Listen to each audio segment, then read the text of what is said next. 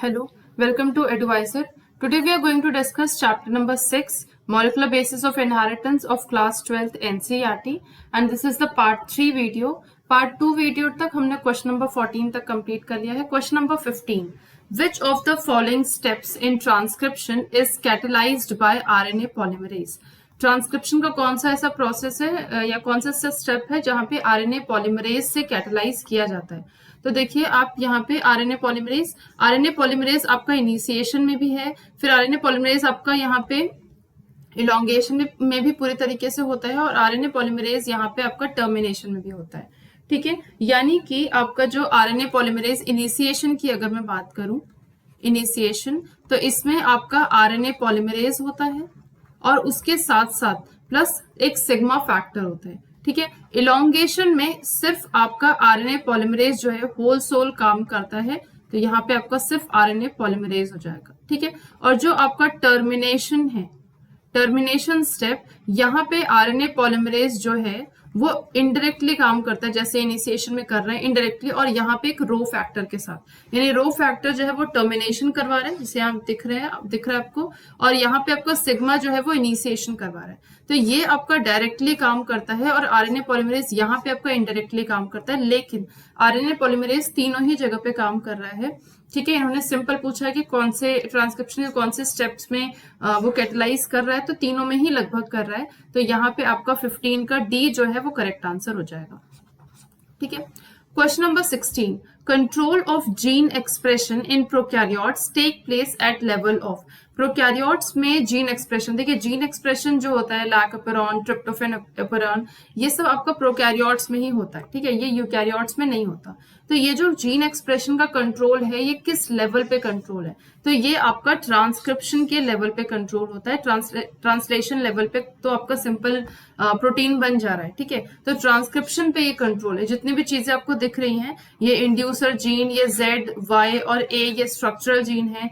ठीक है, operator, promoter, ये सब आपका जो एक तरीके से प्रेजेंट है वो आपके इस जीन में प्रेजेंट है और ये ट्रांसक्रिप्शन को अफेक्ट करते हैं. ठीक है, तो यही पूछा है इस लेवल पे, यानी कि 16 का बी जो है वो करेक्ट आंसर है. ट्रांसक्रिप्शन के लेवल पे आपका प्रोकैरियोट्स में जीन एक्सप्रेशन को कंट्रोल किया जाता है. Question number 17. Which of the following statements is correct about the role of regulatory proteins in transcription of prokaryotes? देखिए जो प्रोकैरियोट्स का जो ट्रांसक्रिप्शन हो रहा है रेगुलेटरी प्रोटीन का, ये रेगुलेटरी प्रोटीन में दोनों ही होते हैं, एक्टिवेटर भी होते हैं, यानी कि ये एक्टिवेट भी कर सकते हैं, और ये आपके जो है रिप्रेसर भी होते हैं, यानी कि रिप्रेस भी कर सकते हैं, रिप्रेसर.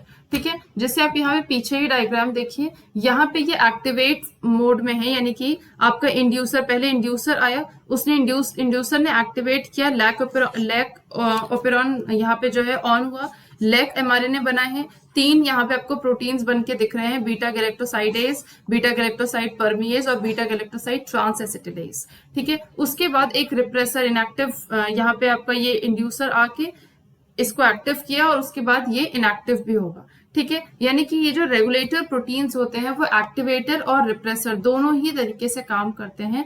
तो 17 का डी जो है वो करेक्ट आंसर है. सिर्फ आपका ये ना तो एक्सप्रेशन करवा रहा है, ना तो ये इंक्रीज या डिक्रीज, दोनों आपका साथ में ही होता है. ठीक है, एक्टिवेट भी कर रहा है और रिप्रेस भी कर रहा है लैकोपेरॉन में. ठीक है, question number 18. Which was the last human chromosome to be completely sequenced?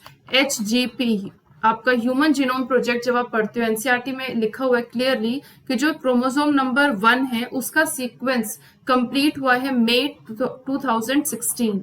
ठीक है, मई 2006 में कंप्लीट हुआ है. और ये आपका जो 24 ह्यूमन क्रोमोसोम्स हैं, 24 ह्यूमन क्रोमोसोम, जिसमें क्या है आपके 22 तो आपके ऑटोसोम्स हैं और 1 आपका एक्स, फीमेल में तो 1x ऐसे करके टोटल आपके 2x हो गए, ये किसमें, फीमेल्स में, और मेल में आपका 1x और 1y, तो ये आपका 1x और y ये आपका मेल में. ठीक है, तो यानी कि 2 आपके सेक्स क्रोमोसोम और 22 आपके ऑटोसोम्स ये होते हैं. इसमें से जो क्रोमोसोम नंबर 1 है, ठीक है, उसकी सीक्वेंसिंग सबसे लास्ट में हुई है. ठीक है, मई 2006 को. तो 18 का जो ए है वो करेक्ट आंसर है. Question number 19, which of the following are the functions of RNA. देखिए आरएनए में तीनों ही चीज आ जाती हैं। आपका आरएनए में टीआरएनए भी है, आरएनए में आपका एमआरएनए भी है, मैसेंजर आरएनए, और आरएनए में ही आपका आरआरएनए भी है।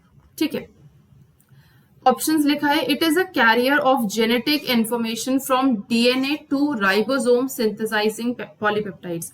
डीएनए से रेप्लिकेशन है, रेप्लिकेशन के बाद ट्रांसक्रिप्शन, ट्रांसक्रिप्शन से आपका राइबोसोम यानी कि ट्रांसलेशन। ये पूरा जो स्टेप हो रहा है यहाँ पे आपका बनता है एमआरएनए।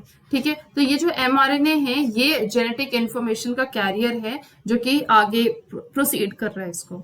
ठीक है, तो एक जो है इसमें करेक्ट आंसर है, मतलब करेक्ट स्टेटमेंट है।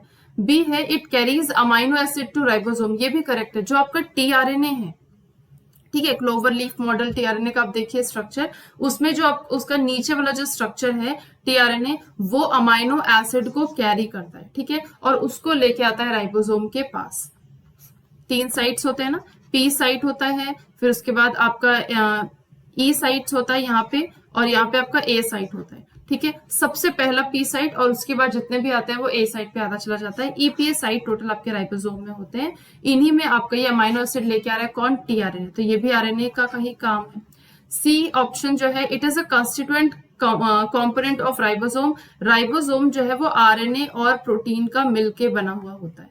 ठीक है, आरएनए और प्रोटीन का, तो ये यहाँ पे भी आरएनए प्रेजेंट है, तो ऑल ऑफ द अबव जो है इसका करेक्ट स्टेटमेंट होगा। 19 का D is the correct answer. Question number 20. While analyzing the DNA of an organism, a total number of 5386 nucleotides were found out, of which the proportion of different bases were adenine is equals to 29%, guanine is equals to 17%, cytosine is equals to 32%, and thymine is equals to 17%. Consider करना है चारगाफ rule को और क्या conclusion निकलता है वो बताना है। देखिए चारगाफ रूल ने ये बताया था कि जो प्यूरिन है वो पिरिमिडीन के इक्वल होना चाहिए। ठीक है, अगर मैं वैसे भी इसको पूरा क्लियर करूं तो एडेनिन आपका कितना है 29। ठीक है, और प्यूरिन आपके दो होते हैं, एक तो होता है एडेनिन और एक होता है गुआनिन। उसी तरीके से पिरिमिडीन आपके यहाँ पे जो लिखा है वो है सी और टी। ठीक है, तो ए और जी यानी कि 29 प्लस 17 कर लें, और यहाँ पे पिरिमिडीन कितना है यानी कि सी कितना है 32 प्लस आपका 17 कर दीजिए। ठीक है, तो ये दोनों जो है अगर इसको आप 29 और 17 को प्लस करोगे तो ये होगा 46, और 32 और 17 को अगर आप प्लस करोगे तो होगा 49। ये इक्वल नहीं है, और अगर ये इक्वल नहीं है तो जो आपका चारगाफ रूल है वो किसके लिए एप्लीकेबल होता है, वो होता है डबल स्टैंडर्ड डीएनए के लिए एप्लीकेबल। ठीक है, लेकिन यहाँ पे ये इसका यानी कि देखिए इस तरीके से ये स्ट्रक्चर तो सिमिलर है, तो कहीं ना कहीं आप इसको कंक्लूड कर सकते हो कि ये सिंगल स्टैंडर्ड डीएनए का स्ट्रक्चर होगा। ये कंक्लूजन तो आप ड्रॉ कर सकते हो, लेकिन डबल स्टैंडर्ड डीएनए नहीं बन सकता इससे। ठीक है, डबल स्टैंडर्ड डीएनए तो नहीं बन सकता, तो बी जो है वो करेक्ट आंसर हो जाएगा 20 का बी। ठीक है, सो विद दिस आज ये यहीं पे खत्म करते हैं। कुछ और क्वेश्चंस है इस चैप्टर से रिलेटेड कंक्लूड करेंगे आगे वाले वीडियो में। Till then bye bye and thank you.